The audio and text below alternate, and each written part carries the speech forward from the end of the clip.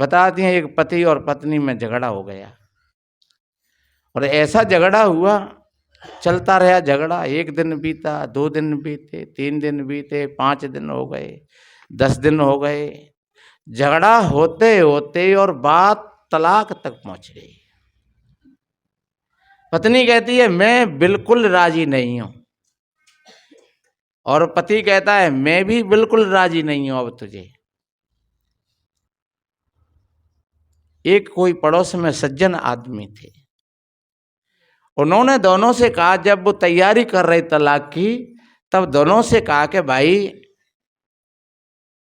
एक महात्मा जी रहते हैं वहां, और महात्मा बड़े अच्छे हैं, समझदार हैं, विद्वान हैं, थोड़ी एक बार आप दोनों उनके पास चले जाएं तो थोड़ी उनकी सलाह ले लें।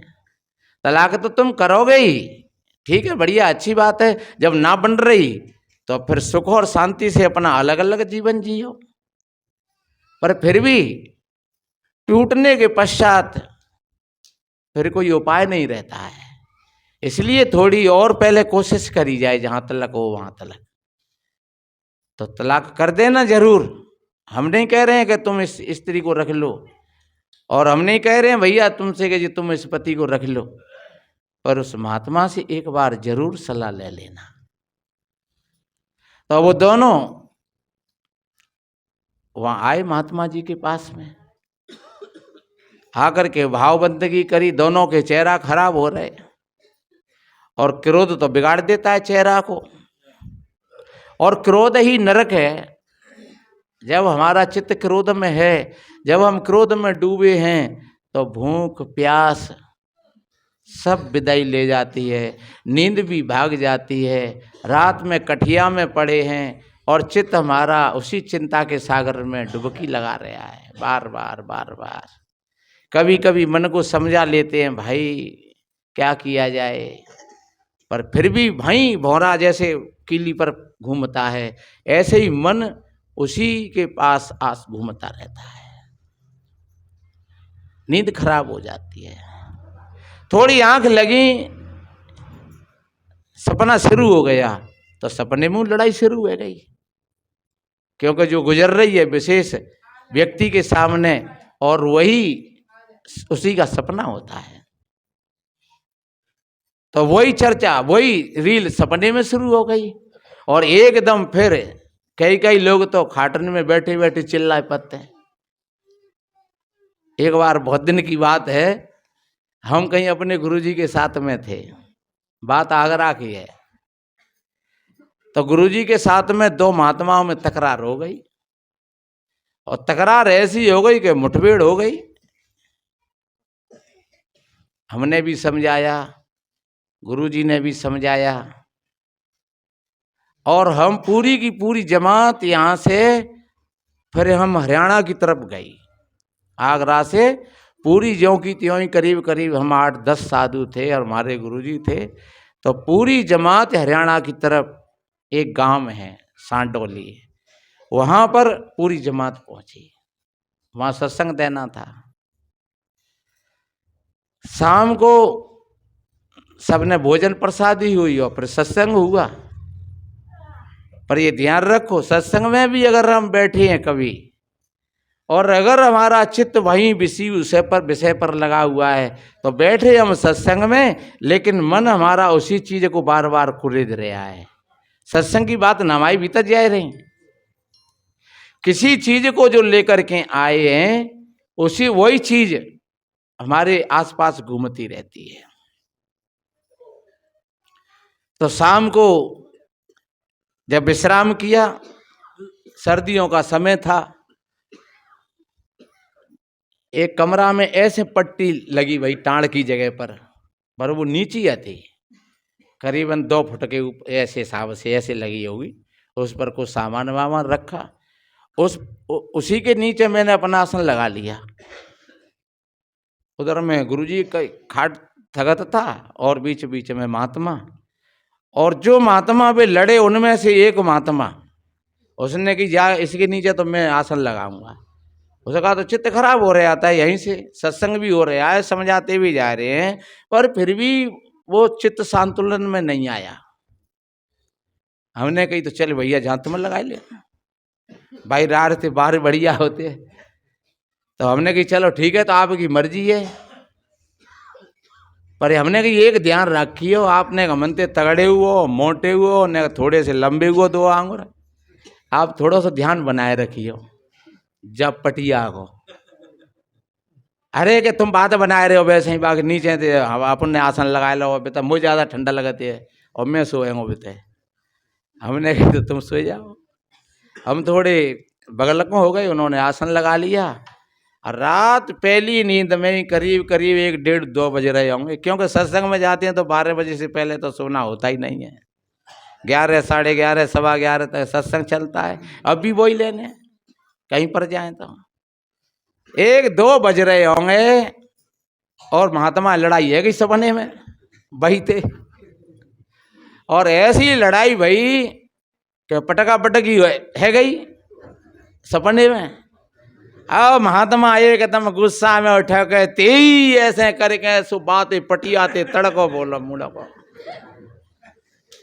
सो एकदम घसास आए के और फिर गिर पड़े। और हमें एकदम हंसी दे छूटी, हमें नींद हल्की हल्की आई रही, हमें हंसी दे छूटी और भी का हुआ हंसी। तो महात्मा थोड़ो घंटा आधा घंटा मैंने होश से में आयो, पर फिर भी बेहोश से ही आते। बाहर को निकरे सो तगड़े तो थइयो, मैं पाए पे पाँव धरो मसाके बिन्ने सो पाए की चर्रा मन बोल गई, और मैं जाने मेरे पाँव टोड़ा। क्योंकि कभी ये वास्तविकता है, क्योंकि जब चित्त खराब होता है तो उसमें कभी काम बनते नहीं है। ये आप विचार कर लेना, जब चित्त खराब हो, भीतर में क्रोध चल रहा हो, टेंशन चल रही हो, चिंता और भय लगी हो, तो तुम करोगे कछु और होगो कछु। आप कहीं धंधे पानी को भी जाओगे, वहां धंधा पानी भी नहीं ठीक लगेगा, वहां लड़ाई होगी जाके कहू से। मुझको भी थोड़ा सा क्रोध आया और मेऊ मन में आई कि जो पेशाब करे भी जाके बैठो, मैं ऊपर जा पत्थर पटके थे मेरे पाए में चल रावण बोले गई। अरे मैंने कही उनके भी लग गई है, मैं थोड़ा सा अपने विचार करके फिर धरो रहेगा। सवेरा हुआ, सुबह की चांद सूझ रही और मेऊ पैर पे सूझने आई गई। मैंने कही गुरु महाराज ये रात में मुझे लड़ाई भई है, और बहुत बड़ी लड़ाई भई है, और मैं तो मैं इन पैर और तोड़ा रहा तो एक क्रोध में ऐसा ही होता है। हम पे सदगुरु की ऐसी कृपा रही, वास्तव में कोई और होता तो लड़ जाता, लेकिन हमने समझ लिया कि जब खुद ही होश में नहीं है और बेहोशी में अगर कोई काम हो गया, जिनने अपुते तो हमारे नाने देखियों का मनते का लड़ाई थोड़ा ही भाई, ये होती है क्रोध की बात। और जब बैठे तो हमारे गुरुजी ने एक बहुत बड़ी अच्छी बात कही, दिन में दोनों महात्माओं को बिठा करके फिर कही कि एक बात बताओ, तुमने महाभारत की लड़ाई देखी है? जो टीवी में चल रहे तो ये लड़ाई देखी है महाभारत की? यहाँ देखी तो थे महाराज के जब अर्जुन के बाण लगे जाते हुए तो अर्जुन उस बाण को खींच करके और तोड़ करके फेंक देता है, और जब कर्ण के बाण लग जाता है तो वो खींच करके और तोड़ करके फेंक देता है। तो जब वे लोह के बाणों को अपने शरीर में से निकाल निकाल करके फेंक देते हैं तो तुम पे शब्दों के बाण नानक खिंच रहे हैं? तुम तो साधु हो। अरे जो अवैध स्थिति में होता है उसका कभी वेदन नहीं होता है। जहां कहीं संधि होती है, पत्थर में तीर मारो तो कहां घुसेगा, लेकिन मिट्टी में तीर मारो तो पूरा का पूरा घुस जाएगा, क्योंकि उसमें संधि है। हमारे अंदर में भी अगर वो ज्ञान की अवैधता ऐसी पैदा हो जाए तो फिर वो दूसरों के चाहे क्रोध के तीर हों, चाहे काम के तीर हों, चाहे लोभ मोह के तीर हों, वो हमारे भीतर काम नहीं करेंगे, वो चले जाएंगे, ऊपर ही ऊपर तैरते हुए चले जाएंगे। उन तीरों में उतनी शक्ति नहीं है कि फिर वो हमको विदीर्ण कर दें।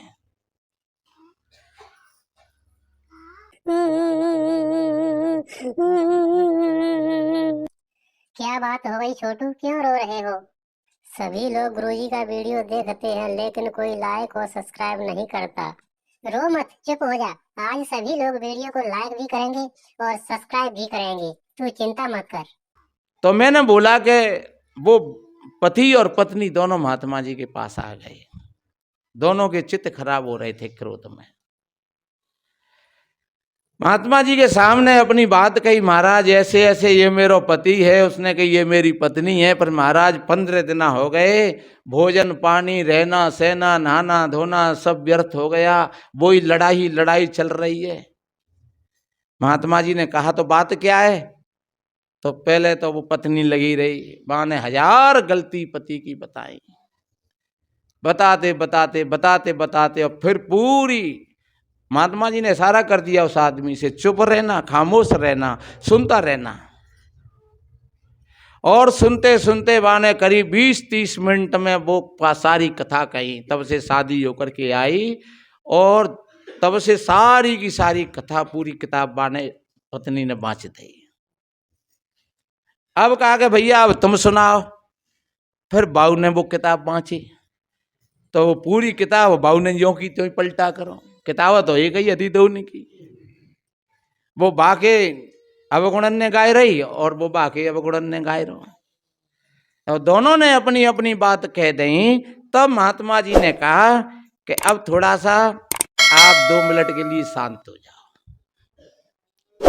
अब तुम इतने दिन तुम्हारी शादी को हो गए, 4 साल के 5 साल, तो अब तुम एक एक की अच्छाइयों को बताओ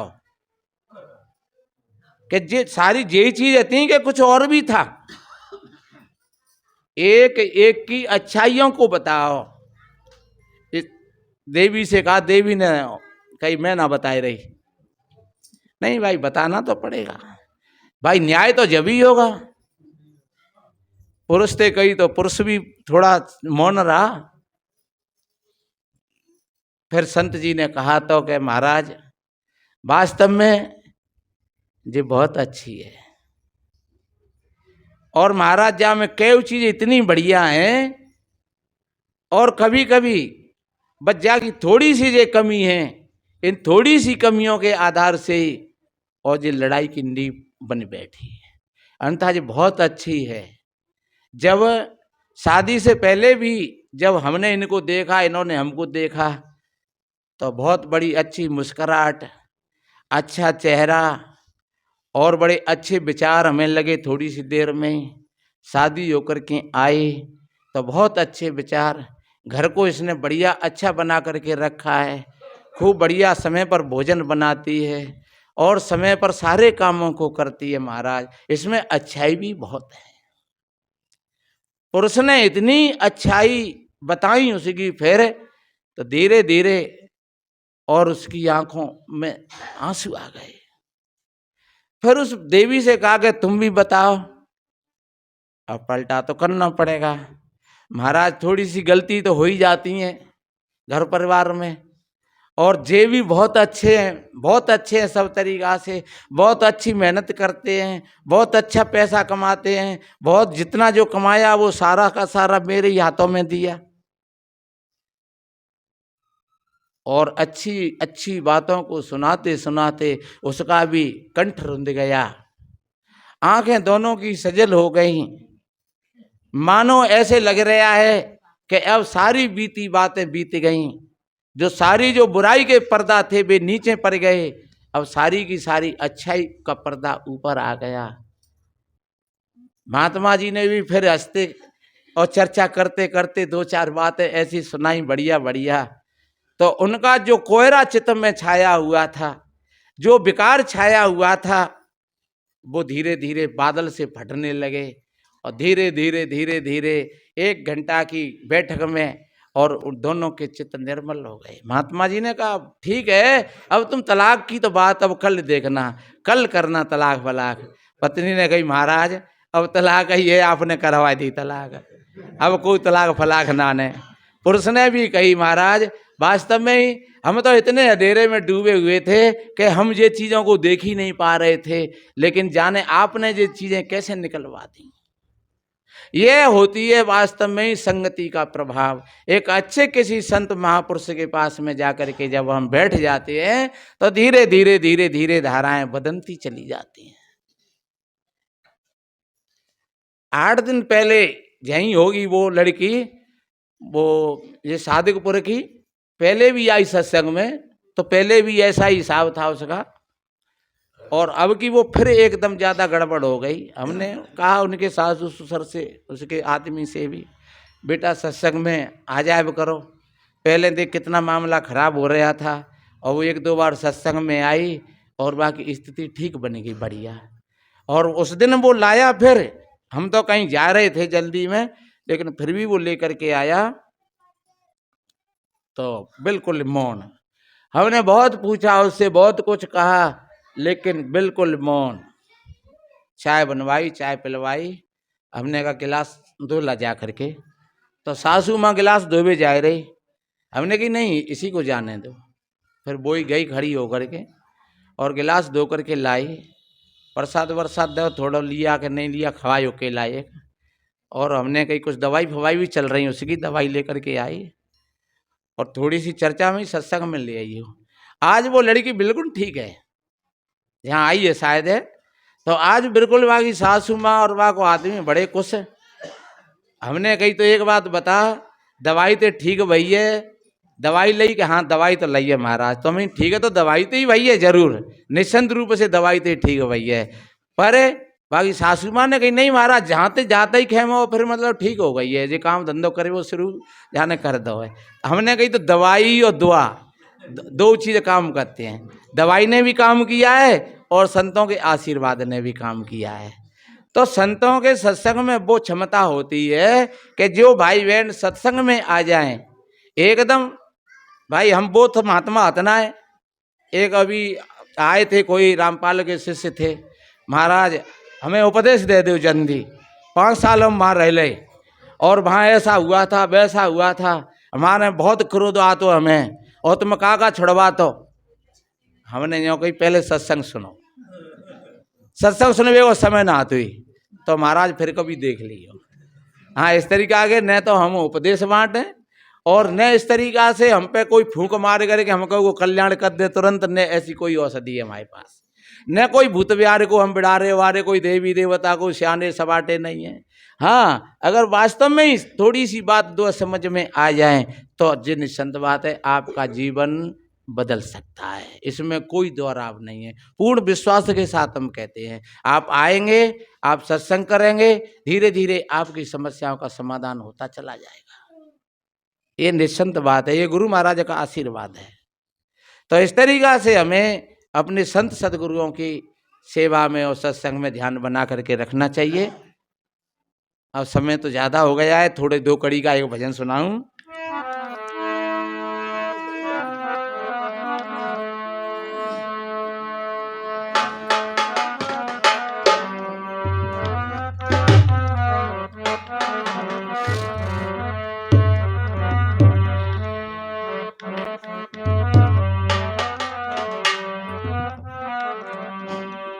संतन के संग लागी रे,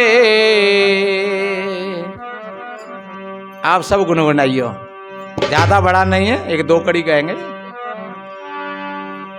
संतन के संग लागी रे, तेरी अच्छी बनेगी, संतन के संग लागी रे, तेरी अच्छी बनेगी, संतन के संग लागी रे, ओ तेरी अच्छी बनेगी, संतन के संग।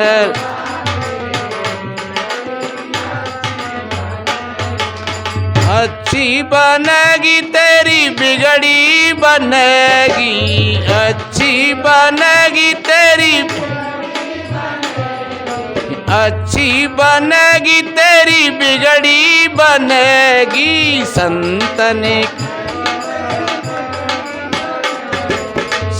संतन के संग लाग रे तेरी अच्छी बनेगी। संतन के संग लाग रे तेरी अच्छी बनेगी। संतन के संग लाग रे तेरी। कागा से तो कुहंस बनावे, कागा से तो हंस बनावे, कागा से तो जन्म जन्म के दाग छुड़ावे। जन्म जन्म के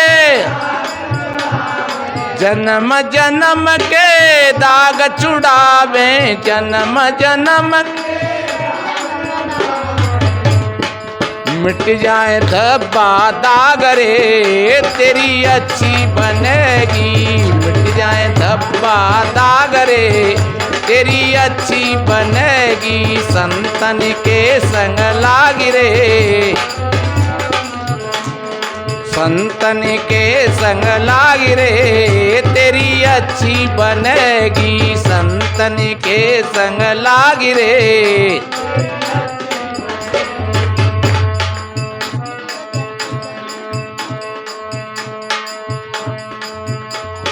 संतन की गति संतई जाने, संतन की गति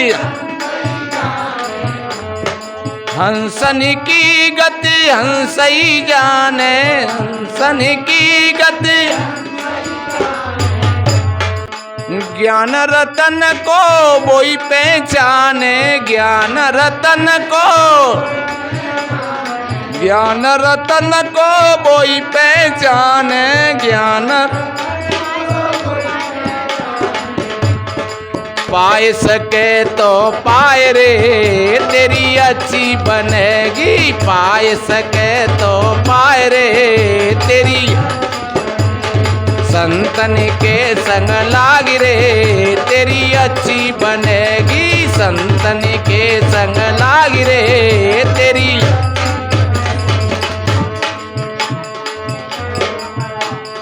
सोते सोते बहुत दिन बीते, सोते सोते ज्ञान रतन बिनु रही गए रीते। ज्ञान रतन बिनु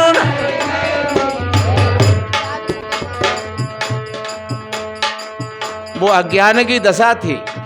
जो मैंने पति और पत्नी का संवाद सुनाया, उनमें जब झगड़ा हो रहा था, लड़ाई चल रही 15 दिनों से, तो वो अज्ञान की अवस्था थी।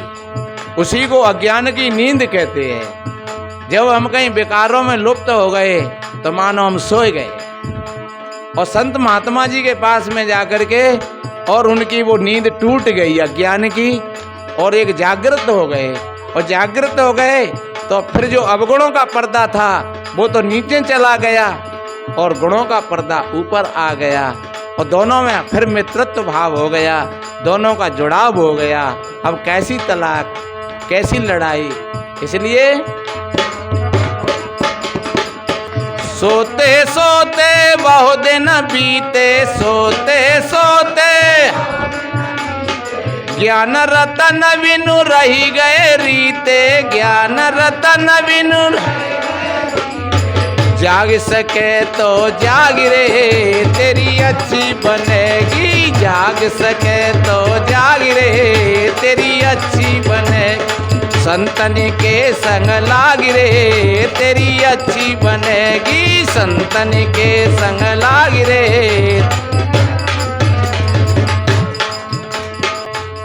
कहीं कबीर सुनो भाई साधो, कहें कबीर सुनो भाई साधो। कहें कबीर गुरु चरणों में जंदी लागो, गुरु चरणों में। कहें कबीर सुनो भाई साधो, कहें कबीर गुरु चरणों में जंदी जागो, गुरु चरणों में जंदी लागो। है जाए भव से पार रे तेरी अच्छी बनेगी, है जाए भव से पार रे तेरी अच्छी बनेगी।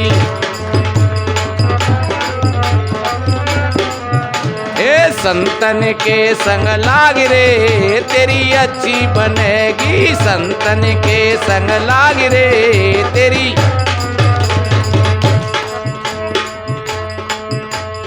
है जाए भव से पार रे तेरी अच्छी बनेगी, है जाए भव से पार रे तेरी अच्छी बनेगी, संतन के संग लाग रे अच्छी बनेगी। इसलिए मेरे बहन भाइयों, हम इसी तरीक़ा से जागृत हो जाएं। हम वास्तव में ही जब हमारी ये अज्ञान की नींद टूट जाए तब वास्तव में फिर सुख और शांति का जीवन है। हम अपने घर में, अपने परिवार में ऐसी धारा फैलाएं, ऐसा ही जीवन बनाएं। वास्तव में सुख और शांति कहीं बाहर नहीं है, तुम्हारे ही भीतर है। तुम सुख और शांति के सागर हो, तुम ज्ञान के भंडार हो, तुम सद्गुणों के खजाने हो। सारी चीज तुम्हारे भीतर में है। जब भगवान तुम्हारे भीतर में, परमात्मा तुम्हारे भीतर में, आत्मा तुम्हारे भीतर में, तो फिर सारी की सारी ये चीज आसपास में पड़ी हुई है। बस ठीक पहचान लो। आप सभी भाई बहनों ने बड़े ध्यान से, बड़े श्रद्धा से संतों की वाणियों को श्रवण किया। सभी प्रसाद लेकर के जाएंगे। संतों का यही भाव होता है, सर्वे भवन्तु सुखिनः सर्वे सन्तु निरामया सर्वे भद्राणि पश्यन्तु मा कश्चित् दुख भाग भवेत्। सभी के जीवन में आनंद हो, सभी का मंगल हो, सभी निरोग हों, सभी स्वस्थ हों।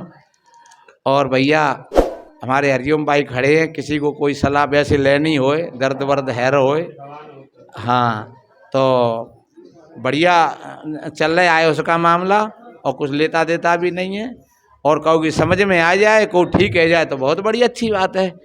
और संतों का भी ये आशीर्वाद है वास्तव में ही। क्यों कि जहाँ कहीं हम संत के दर पर पहुँच जाते हैं तो निश्चिंत रूप से जो मैंने अभी बातें बताई थी, वो कोई भी आधार बन जाए, लेकिन वो आधार तुम्हारे लिए वो सुख का कारण ही बनेगा।